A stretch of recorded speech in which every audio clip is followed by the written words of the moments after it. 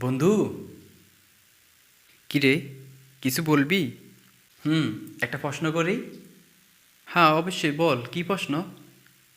আচ্ছা বলতো, ইসলাম শব্দের অর্থ কি? ওহ, এটা? হ্যাঁ, পারি তো। এটা তো সহজ প্রশ্ন। পারলে বল।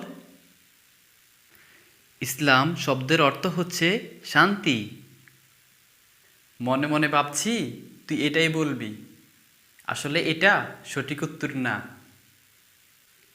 কি বলিস, এটা সঠিক উত্তর না?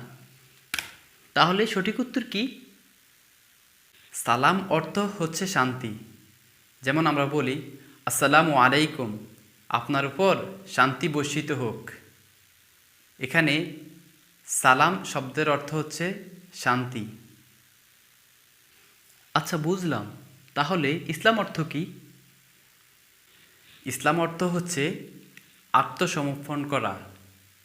আল্লাহ তাআলার সকল আদেশ এবং নির্দেশ বিনা শর্তে মেনে নেওয়া, এটাই হচ্ছে ইসলাম।